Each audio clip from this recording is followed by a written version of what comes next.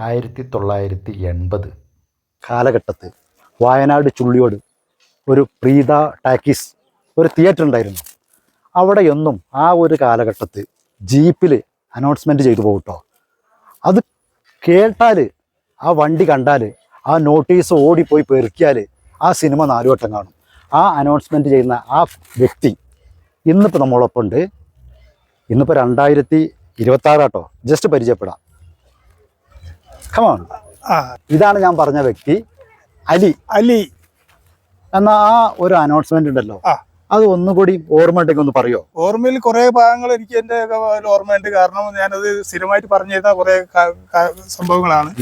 എങ്കിലും പറയാം, അത് മലയാള സിനിമ എന്ന് വെച്ചാൽ മമ്മൂട്ടി സിനിമയാണെങ്കിലും മോഹൻലാൽ സിനിമയാണെങ്കിലും അതിനെപ്പറ്റി സംസാരിക്കുമ്പോൾ അതിനെപ്പറ്റി സംസാരിക്കുന്ന സമയത്ത് അവർക്ക് ഇത് കേൾക്കുന്ന ആൾക്കാർക്ക് ഒരു പ്രത്യേക അനുഭൂതി ഉണ്ടായിരുന്നു. കാരണം എന്ന് വെച്ചാൽ പടത്തിനെ പറ്റിയിട്ട് ഒരു നോട്ടീസ് തരും. ആ നോട്ടീസിൽ കഥ ഞാൻ തന്നെ സംസാരിച്ചിട്ട് ഞാൻ തന്നെ അങ്ങോട്ട് പറയും. മലയാള സിനിമയെ ആസ്പദമാക്കി ഈ സൂപ്പർ ഹിറ്റാക്കി മാറ്റിയ മലയാള സിനിമ ഇതാ തൊട്ടടുത്ത കലാക്ഷേത്രമായ ചുള്ളിയോട് പ്രീത എന്ന തിയേറ്ററിന്റെ അഭ്രപാളികളിൽ ഇന്ന് 2:30 മുതൽ പ്രദർശനം ആരംഭിക്കുകയാണ്.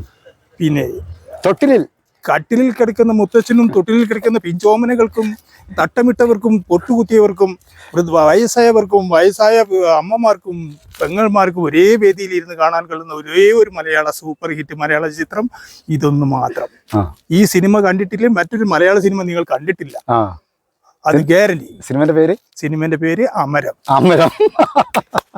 ഞാൻ പറഞ്ഞില്ലേ, വർഷം കുറേയായി ഇപ്പൊ വേറെ ഫീൽഡിലാണ്.